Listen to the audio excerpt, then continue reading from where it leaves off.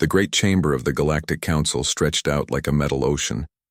Thousands of alien beings filled the curved seats that rose up toward the crystal dome ceiling. At the center of it all sat the High Council, 7 ancient species who had ruled the galaxy for over 2,000 years. Ambassador Tae-Min Lee stood at the human-speaking platform. His dark suit looked plain next to the colorful robes and shimmering scales of the alien delegates. He held a data pad in his steady hands, but his jaw was tight with anger he tried to hide. "Honored counselors," Tae-Min said, his voice carrying clearly through the chamber's sound system. "Earth requests permission to share our new faster-than-light communication technology with all council members. This breakthrough will allow instant contact across the entire galaxy." A low buzzing sound filled the air as aliens whispered to each other in dozens of different languages. High Counselor Rethvan of the Velthari slowly stood up. His tall, thin body cast a long shadow, and his 4 yellow eyes looked down at Tae-Min with obvious dislike. "The Council has reviewed your attempt at innovation," Rethvan said. His voice sounded like wind through dead leaves. "We find it to be primitive tinkering, as expected from such a young species." Tae-Min felt his heart rate speed up, but he kept his face calm. "With respect, Counselor, our tests show this technology works perfectly. We've already connected all human colonies across 40 star systems."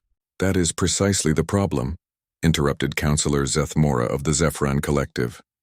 Her blue tentacles waved in what humans had learned meant disapproval. "Humans continue to develop technology without proper oversight. This cannot continue." More alien voices joined in, filling the chamber with harsh sounds. Tae-Min looked up at the observation gallery where other human diplomats sat. Dr. So-Ra Kim gave him a small nod of support, while Admiral Ki-Ho Park's face was stone cold with barely controlled anger. "The Council votes now," Rethvan announced. "All in favor of placing Earth under full technological supervision for the next 100 years? The voting crystals around the chamber began to glow. Green for yes, red for no. Tae-Min watched as more and more green lights appeared. His stomach dropped as he counted them.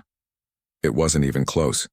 "Motion passed," Rethvan said with what might have been satisfaction. "Earth's technological development will now be monitored and controlled by council inspectors. All human research must be approved before—" "No." The single word cut through the chamber like a knife. Every alien head turned to look at Tae-Min, who was still standing at the platform. His hands were clenched into fists at his sides. "I'm sorry?" Rethvan said, his voice dangerous. "I said no," Tae-Min repeated, louder this time. "For 127 years, Earth has followed every council rule. We've paid every tax. We've sent our young people to fight in your wars. We've shared our resources, our knowledge, our culture. And what have we received in return?" The chamber was completely silent now. Even the background hum of the air system seemed to have stopped. "We've been treated like children who need constant watching," Tae-Min continued. "Every human idea is called primitive. Every human success is dismissed as luck. You take credit for our achievements and blame us for your failures. Today, you voted to put us in a cage for another century, simply because we dared to innovate, without asking permission first." Rethvan's 4 eyes narrowed to angry slits. "You forget your place, human. The Council has been generous to allow your species membership at all. Most young races are destroyed or enslaved when they reach for the stars." "Then perhaps," Tae-Min said quietly, "it's time for this young race to make its own path." He turned away from the platform and walked toward the exit. His footsteps echoed in the silent chamber. At the door, he paused and looked back one final time. "The human delegation withdraws from this session," he announced. "We will not return." The chamber exploded into chaos as Tae-Min left. Aliens shouted in their native languages, demanding explanations, threatening consequences. But the human ambassador didn't look back. He had said everything that needed saying. 3 hours later, Tae-Min stood in the secure communication room of the human embassy.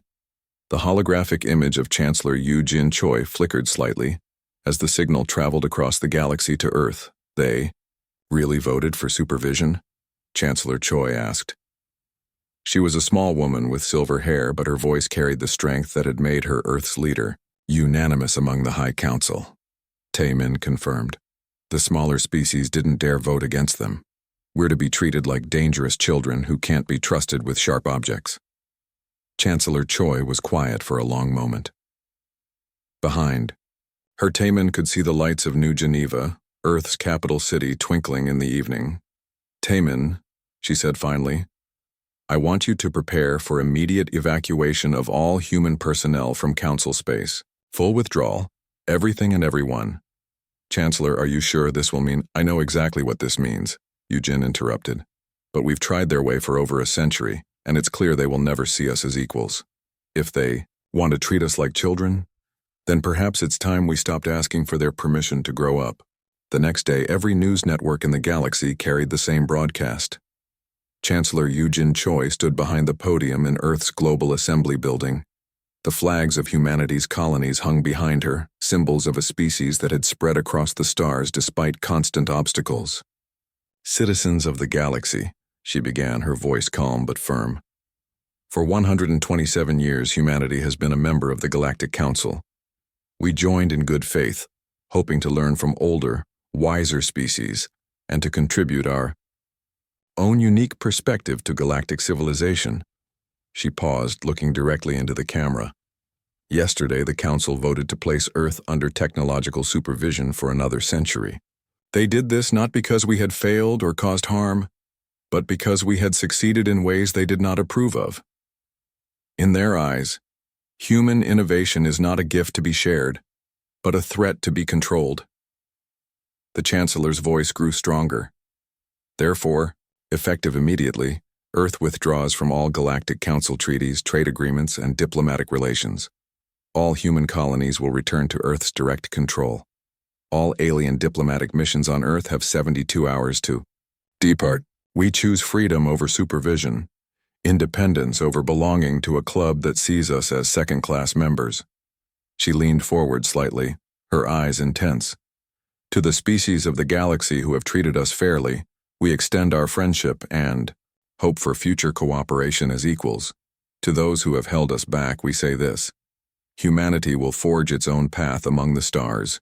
We will not be caged, controlled, or made to beg for the right to reach our full potential. The broadcast ended with a simple message scrolling across screens throughout the galaxy. Earth chooses isolation over subjugation. In the Galactic Council chambers, High Counselor Rethavan stared at the now dark communication screen. Around him, other council members whispered nervously. No species had ever voluntarily left the council. Most were too afraid of the consequences. But, as Rethavan would soon learn, humans were different. They had never learned to be properly afraid. Captain Ji Woo-han stood on the bridge of the Earthship Thunder Bay, watching as another transport loaded with human colonists prepared to jump to hyperspace. Behind him, the planet Kepler 442b grew smaller on the main screen.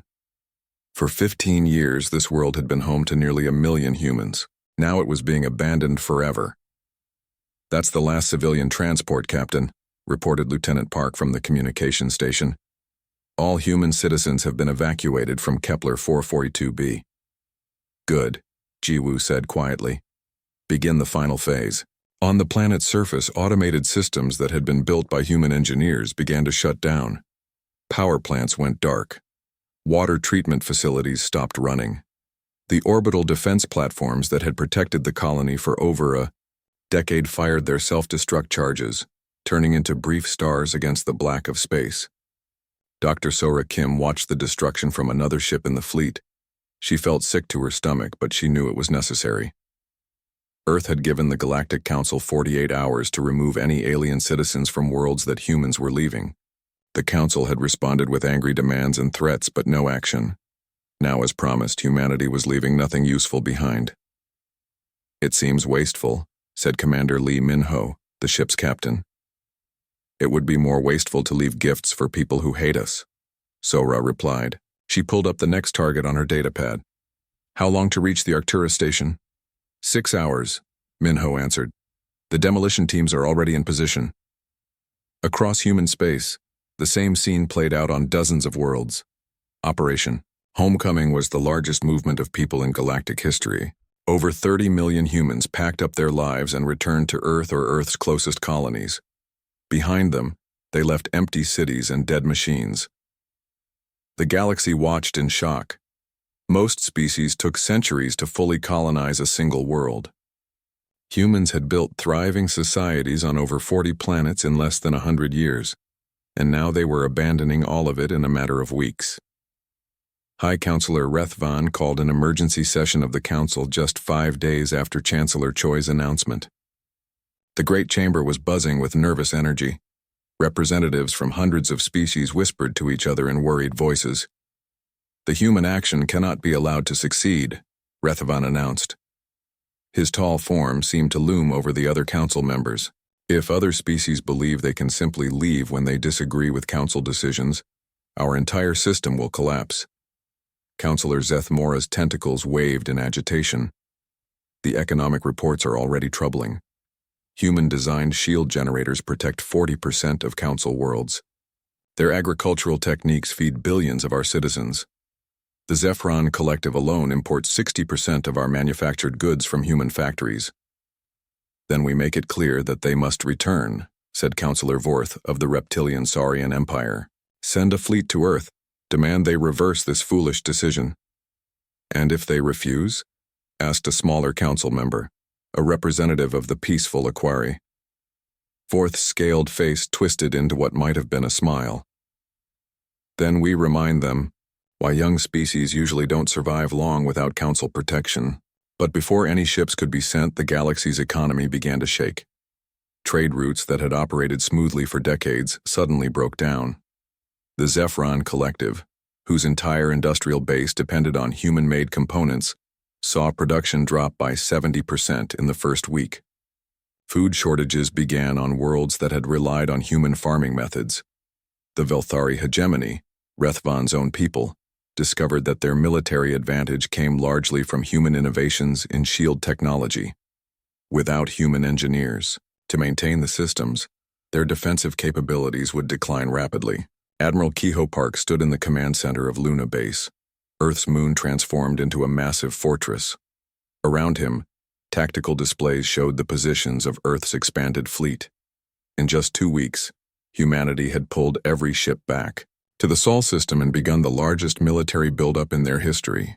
"Sir, we're detecting Council probe ships at the edge of the system," reported Major Kim from the sensor station. Kehoe studied the display. 3 small ships clearly trying to get a look at Earth's defenses without being too obvious about it. "Send the patrol squadron to escort them out. Full weapons lock, but don't fire unless they do something stupid." "Yes, sir." 20 minutes later, the Council probes were running for the edge of the system with 6 human fighters on their tails. The message was clear. Earth space was now off limits to uninvited guests. Dr. Sora Kim was working late in her laboratory when the first communication arrived from outside council space. She had been studying samples from abandoned human colonies, trying to understand if their evacuation had caused any environmental damage. The message interrupted her work with a soft chime. The holographic display showed a being she had never seen before. It was tall and thin like the Velthari, but covered in golden fur instead of pale skin. Its large eyes were a deep purple color. "Greetings, humans of Earth," the being said in accented but clear English. "I am General Koren of the Krelthani Empire. We have watched your recent actions with great interest." Sora sat up straighter. The Krelthani were known throughout the galaxy as fierce warriors who had never joined the Galactic Council. They controlled a small but powerful territory on the galaxy's edge. "We have always respected strength and principle," Koren continued. "Your people have shown both. The Krelthani Empire wishes to open discussions about mutual cooperation between our peoples, as equals and allies." The message ended, leaving Sora staring at the empty display. She quickly copied the message and sent it to both Chancellor Choi and Admiral Park. If the Krelthani wanted to talk, it meant Earth might not be as alone as everyone thought. On the Galactic Council world of Centauri Prime, panic was beginning to set in. The economic chaos was spreading faster than anyone had expected. Species that had never paid much attention to humans suddenly found themselves unable to function without human technology and expertise. The Nixari, a species of brilliant mathematicians, discovered that their entire computer network was based on human programming languages. Without human technical support, their systems began to fail one by one. The Betazoid trading guilds, who had made fortunes shipping goods along routes planned by human navigators, found themselves lost as their ships wandered in circles through space. Even worse, other species were starting to ask uncomfortable questions. If humans could leave the Council and survive, maybe they could too. The Silvani communes, a peaceful group that had long been unhappy with Council military policies, began holding secret meetings about their own withdrawal. Councillor Yethmari of the Silvani spoke to a small group of trusted allies in a private chamber. "We have become what we once opposed," she said sadly. "Our founders created the Council to bring peace and cooperation to the galaxy. But look what we have become. We threaten species who disagree with us. We treat younger civilizations like servants. The humans were right to leave." "Careful," warned another councillor. "Rathavan has spies everywhere. If he thinks you're planning to follow the humans, he'll move against you. Then maybe it's time to be less careful," Yethmari replied. Back on Earth, Chancellor Yujin Choi read the daily reports with growing amazement. Every day brought new messages from species around the galaxy. Some were offers of friendship and trade. Others were requests for help with problems that human technology could solve. A few were secret messages from species within the Council, asking if they could join humanity's exodus. "The galaxy is changing faster than we ever imagined," she told her advisors during their morning meeting. "The question is, what do we do about it?" Admiral Park leaned forward in his chair. "We stay strong and stay isolated. Let the Council collapse under its own weight. In 10 years, we'll be the ones in charge." Dr. Sora Kim shook her head. "That's exactly the kind of thinking that made the Council fail. If we want to be better than them, we have to act better than them." Ambassador Taemin Lee, recently returned from shutting down the last human embassy in Council space, had his own opinion. "We help those who ask for help, but only on our terms. Equal partnerships, not master and servant relationships." Chancellor Choi nodded slowly. "Then we're all in agreement.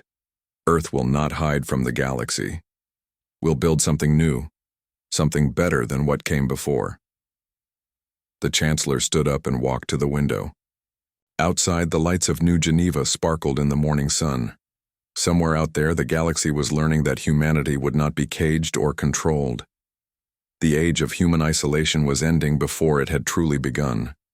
What came next would reshape the galaxy forever. General Koren Krelthani stood on the command deck of his flagship, watching the tactical display with growing dread. The red dots representing enemy ships outnumbered his forces 3-1, and more kept appearing at the edge of the system. The Mordak swarm had come to Krelthan Prime. "Sir, the outer defense platforms are under heavy attack," reported his communications officer, Lieutenant Velka. "They're requesting permission to fall back to the second line." Koren's golden fur bristled with anger. The Mordak were parasites, a hive-mind species that consumed entire civilizations.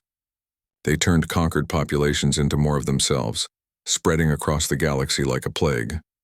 For 300 years, the Krelthani had kept them away from this sector. Now it seemed their luck had run out. "Granted," Koren said. "Signal all civilian transports to begin evacuation procedures. If we can't hold them here, at least we can save our people." But even as he gave the order, Koren knew it was hopeless. The swarm ships were faster than anything the Krelthani had.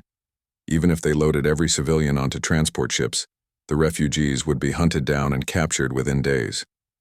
"Sir, incoming message from the Galactic Council," Velka announced.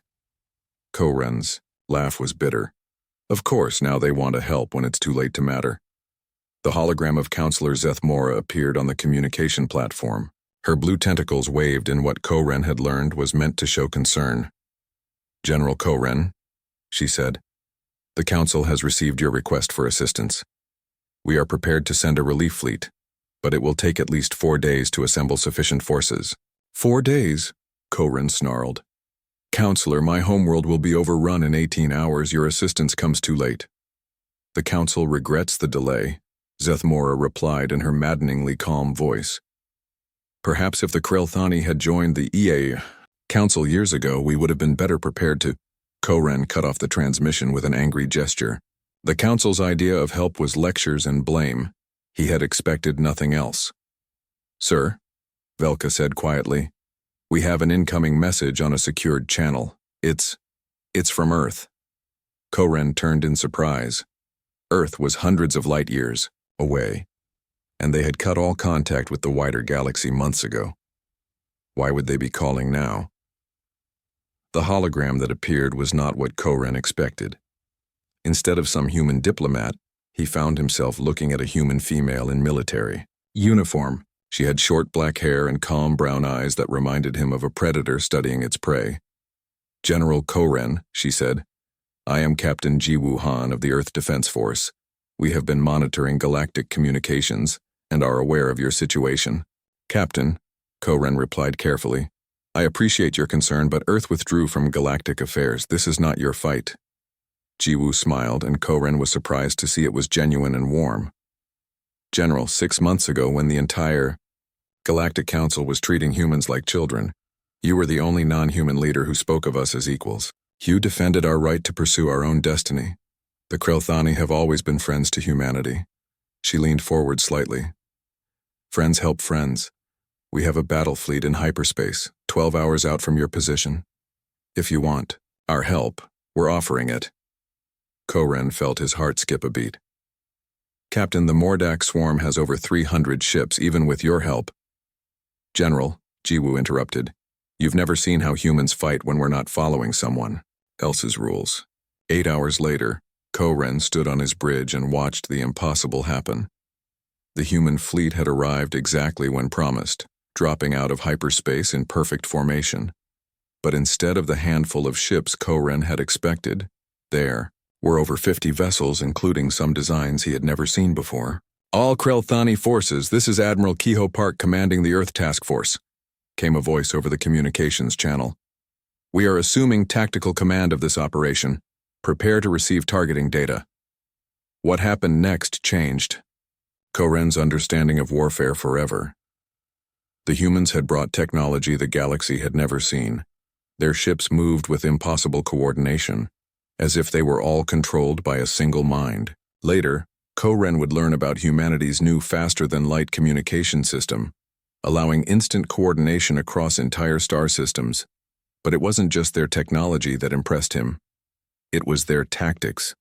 Captain Jiwoo Han led a squadron of small, fast ships that seemed to dance between the swarm vessels. They didn't try to fight fair battles against superior numbers. Instead, they hit weak points, disrupted formations, and then disappeared before the enemy could respond. Admiral Park's larger ships worked together in ways that made Koren think of a pack of earth wolves he had seen in human documentaries. They would isolate groups of swarm ships, surround them, and destroy them systematically, before moving on to the next target. General, reported his tactical officer, the humans they're winning. The swarm is falling back across the entire line. Koren watched the display in amazement. In 6 hours, the human Krelthani alliance had destroyed over half the swarm fleet.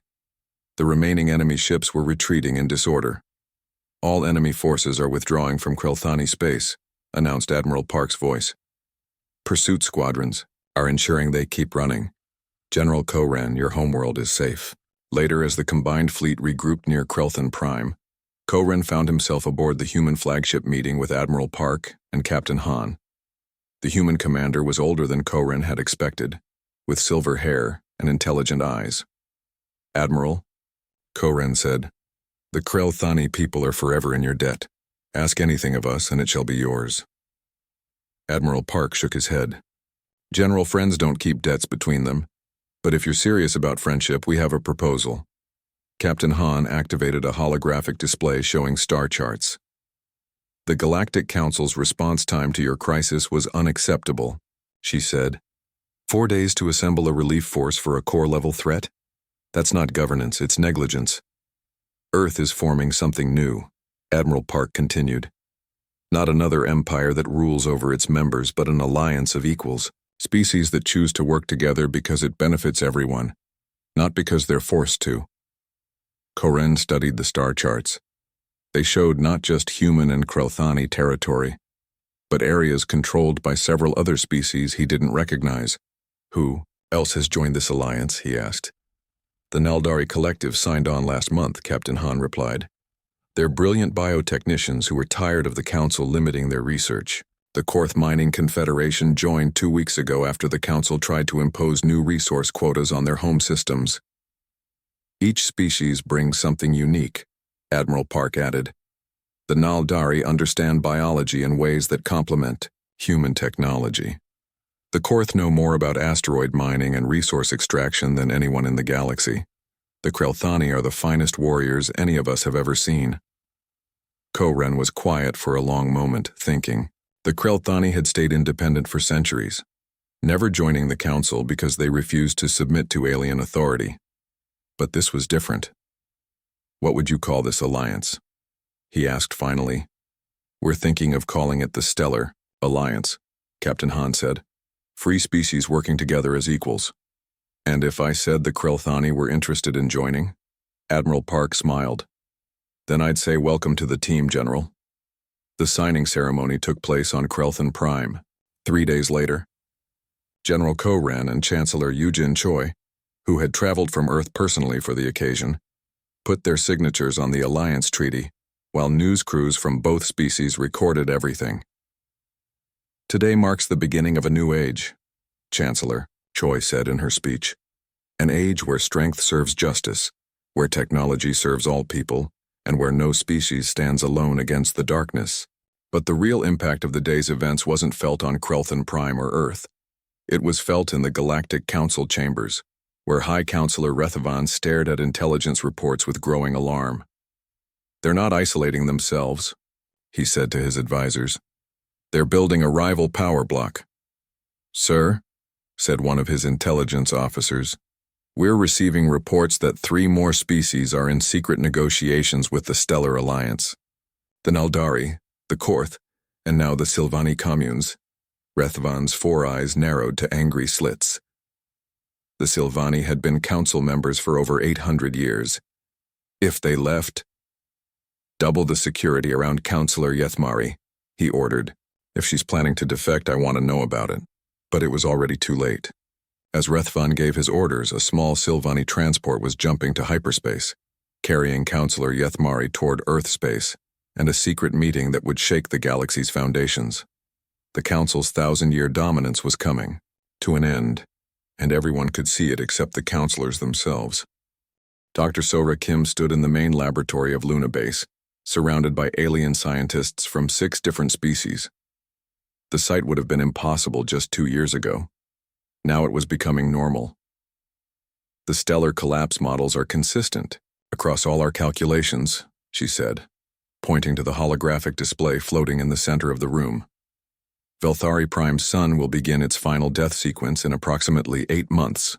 Dr. Yuntel, the Naldari marine biologist whose water-filled environment suit bubbled softly as she moved, waved one of her tentacles in concern. How many Velthari live on the homeworld? Approximately 4 billion, replied Engineer Thrak, of the Korth, his rock-like skin gleaming under the lab lights, plus another 6 billion on orbital stations and moon bases throughout the system. Sora felt sick thinking about it. The Velthari were among the oldest species in the galaxy, and they had been humanity's greatest opponents on the Galactic Council. But 10 billion lives were 10 billion lives, regardless of politics. What does the Council's response team say? Asked Dr. Minjun Park, Sora's chief assistant. They've been studying the problem for 6 months, Sora replied. Their best solution is a massive evacuation program. Move the entire Velthari population to other worlds over the next 5 years. That won't work, Thrak said bluntly. The Korth have run the numbers. There isn't enough transport capacity in the entire galaxy to move 10 billion people in 5 years. Even if there was, where would they all go? No single world could support that many refugees. The room fell silent. Everyone knew what that meant. If the Council's plan was the best they could do, then 10 billion Velthari were going to die. There might be another option, Sora said quietly. She activated a new holographic display, this one showing complex mathematical equations. We've been working on something called stellar engineering. The theory says we can slow down or even stop a star's collapse by injecting specific elements directly into the stellar core. Dr. Yuntel's translator device made excited chirping sounds. That's incredible. But the precision required would be enormous. You'd need to place injection points at exactly the right locations in three-dimensional space around the star. And the timing would have to be perfect, added Thrak. A few seconds off in any direction and you could make the collapse happen faster instead of stopping it. Sora nodded. It would require coordination between hundreds of ships all working together with split-second timing. The kind of coordination that's only possible with faster-than-light communication. The kind of coordination that only the Stellar Alliance has, Dr. Park said quietly. The implications hung in the air like a heavy cloud. The technology to save the Velthari homeworld existed, but it belonged to the very people the Velthari had spent decades trying to suppress. 3 days later, Councillor Yethmari of the Silvani commune sat in a small conference room aboard a human space station. Across from her sat Chancellor Yu Jin Choi, Admiral Kehoe Park, and Ambassador Tai Min Lee. The negotiations had been going on for hours. The Silvani have been members of the Galactic Council for 8 centuries, Yethmari said. We helped write the original charter. Leaving now feels like abandoning everything our ancestors worked to build. I understand, Chancellor Choi replied. But tell me, Counselor, does the current council represent the values your ancestors wanted to build? Yethmari was quiet for a long moment. Her people were known for their honesty, and she had seen, too, much in recent months to lie to herself. No, she said finally. The council has become exactly what it was created to prevent. An empire that rules through fear and force. Then you're not abandoning your ancestors' dream, Ambassador Lee said. You're trying to fulfill it. The Stellar Alliance Charter guarantees each member species complete internal autonomy, Admiral Park added. We coordinate military defense and scientific research, but we don't tell anyone how to govern their own people or run their own worlds. Yethmari looked at the documents spread across the table. The Alliance Charter was so different from the Council's laws, where the Council had thousands of pages of regulations controlling every aspect of member species' lives. The Alliance document was barely 50 pages long and focused on cooperation rather than control. If the Silvani join, she asked, what would you expect from us in return? Your people are renowned as philosophers and mediators, Chancellor Choi replied. We could use that wisdom as we grow. Help us avoid the mistakes that destroyed the Council. And your biodome technology could revolutionize agriculture on dozens of worlds, added Dr. Sora Kim, who had joined the meeting via hologram. Not for profit, but to end hunger wherever it exists. Yethmari made her decision. I'll need to return to our homeworld and speak with the Silvani Assembly, but I believe we can reach an agreement. But High Counselor Rethvan had no intention of letting the Silvani leave peacefully. His spies had reported Yethmari's secret meeting with the humans, and he saw it as an act of treason. The Silvani worlds are to be placed under immediate military supervision, he announced to the Inner Council. Any ship attempting to leave their space without authorization will be destroyed. Rethvan, said Counselor Zethmora, her tentacles waving in distress. You're talking about blockading one of our own member species. The political consequences of doing nothing are worse, Rethvan snapped. If the Silvani leave, others will follow. The council will fragment completely. Maybe, said a quiet voice from the back of the chamber. That wouldn't be such a bad thing. Everyone turned to look at Counselor Mexran of the Draconi Syndicate. The reptilian being rarely spoke in council sessions, but when he did, others listened. The humans were right about one thing, Mexran continued. We have become what we once opposed. Look at us. We're discussing military action against our own members simply because they want to leave. How is that different from the old empires we once fought? Because we maintain order, Rethvan shouted. Without the Council's authority, the galaxy descends into chaos. What chaos? Mexran asked calmly. The Stellar Alliance worlds are more prosperous and peaceful than most Council territories. Their response to the Mordak crisis was faster and more effective than anything we've managed in decades.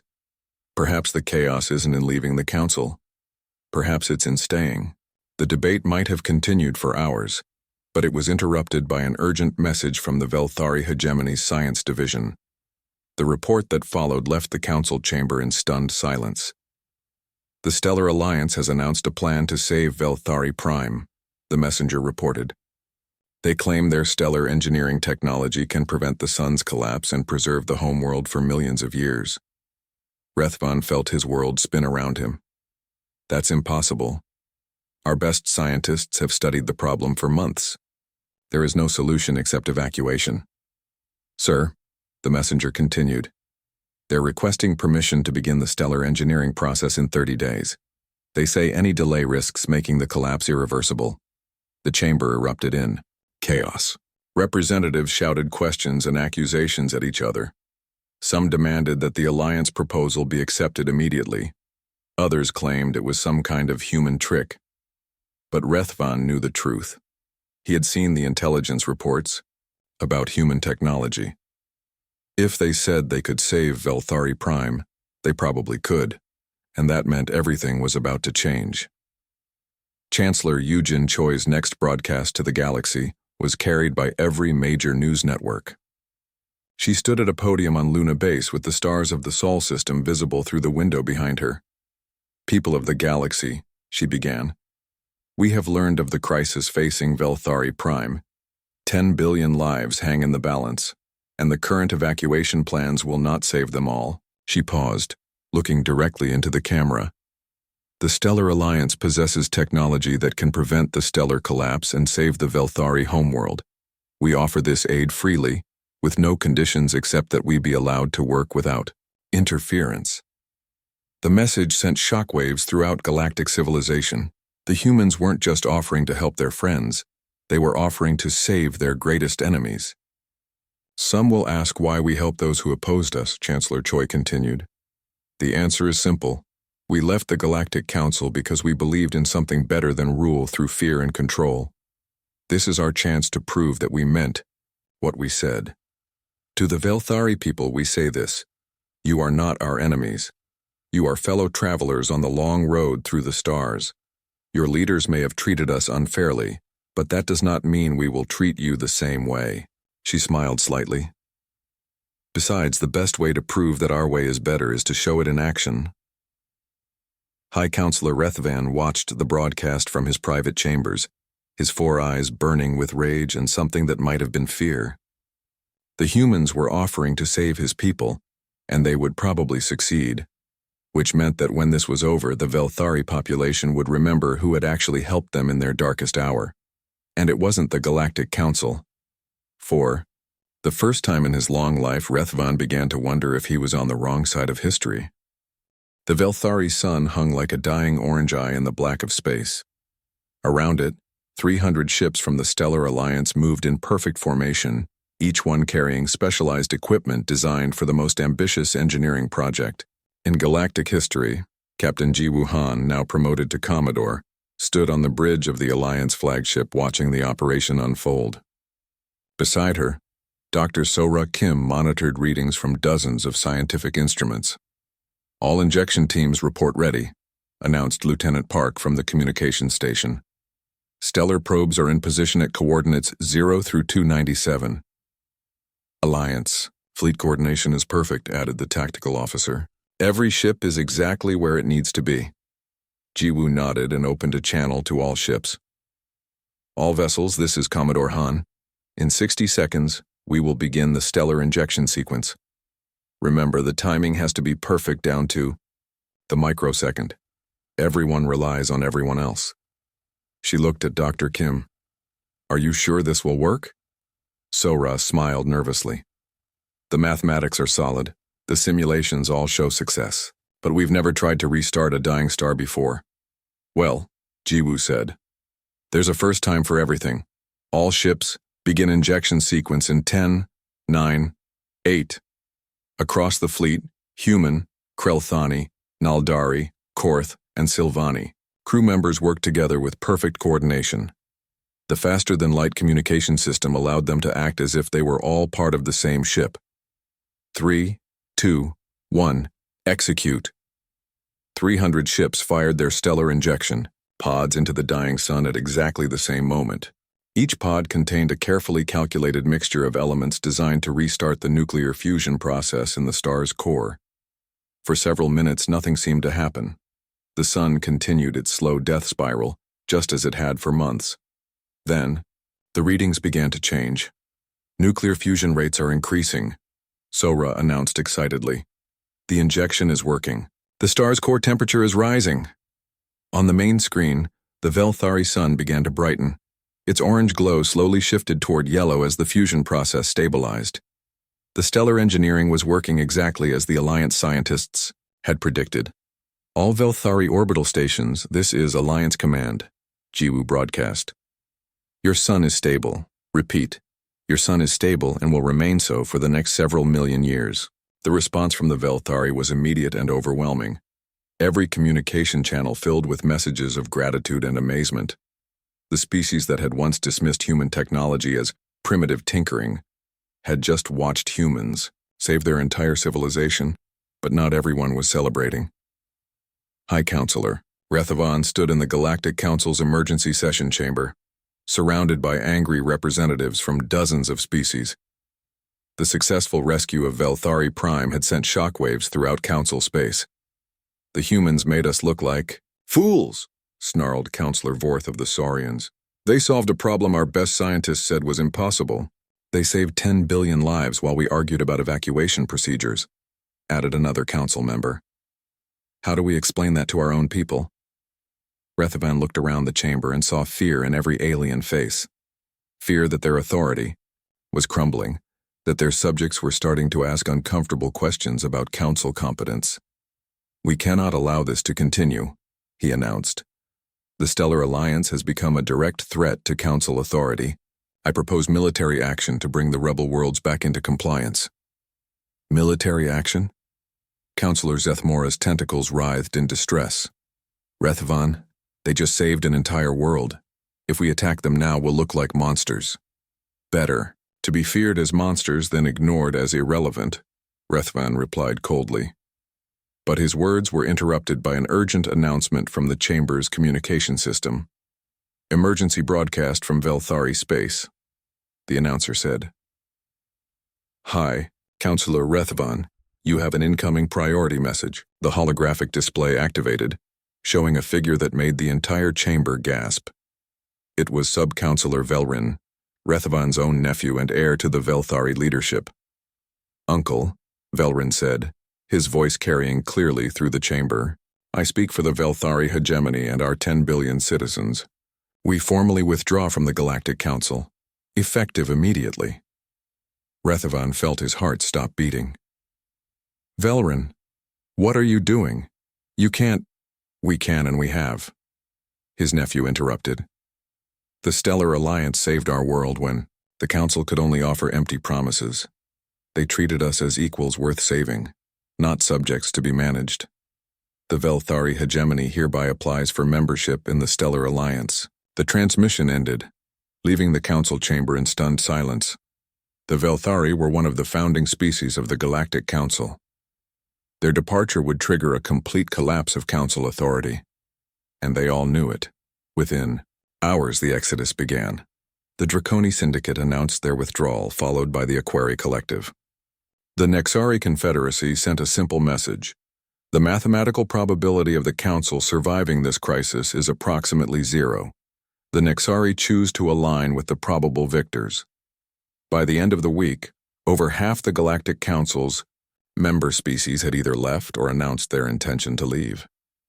Chancellor Yu Jin Choi stood once again at the podium on Luna Base, but this time she wasn't alone. Beside her stood General Koran of the Krelthani, Counselor Yethmari of the Silvani, Sub-Counselor Velrin of the Velthari, and representatives from a dozen other species. People of the galaxy, she began, what we have witnessed in recent months is not the collapse of civilization, but its rebirth. The Galactic Council maintained order through fear and control. Today we announce the formation of something better. She gestured to the beings around her. The Galactic Concordia is founded on principles of voluntary association, mutual respect, and cooperative benefit. No species rules over others. No one is forced to remain against their will. Each member contributes their unique strengths to the whole. General Koren stepped forward. The Krell-Thani bring military expertise and warrior honor. Yethmari spoke next. The Silvani offer wisdom and mediation. Velrin's voice was strong despite the translation device. The Velthari contribute our knowledge of stellar physics and deep space exploration. One by one, each representative spoke of what their people brought to the new galactic community. Science, art, technology, philosophy, trade, and countless other gifts that made civilization possible. The Age of Empires is ending, Chancellor Choi announced. The Age of Cooperation begins today. High Counselor Rethvan watched the broadcast from his empty council chambers. Of the hundreds of species that had once filled these seats, fewer than 20 remained. The Galactic Council had become a relic overnight. His communications officer approached hesitantly. Sir, we have a message from the Stellar Alliance. They're offering us membership in the Galactic Concordia. Rethavan's 4 eyes widened in surprise. What are the terms? No terms, sir. Just an invitation to join as equals, the same as everyone else. For a long moment, Rethvan was silent. Everything he had worked for, everything he had believed in, lay in ruins around him. But perhaps that wasn't entirely a bad thing. Set up a meeting, he said finally. It's time to learn what real diplomacy looks like. 10 years later, Ambassador Taemin Lee stood in the great assembly hall of the Galactic Concordia. The chamber was even larger than the old council building, but it felt completely different. Instead of rigid hierarchies and assigned seating, representatives mingled freely, discussing projects and sharing ideas. At the center of the hall, a holographic display showed the current state of galactic civilization.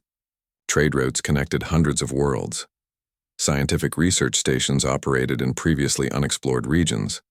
Joint exploration fleets pushed deeper into unknown space than ever before. The statistics were impressive, but what mattered more was what they represented. Crime rates had dropped to historic lows across Concordia space. Economic prosperity was higher than it had been in centuries.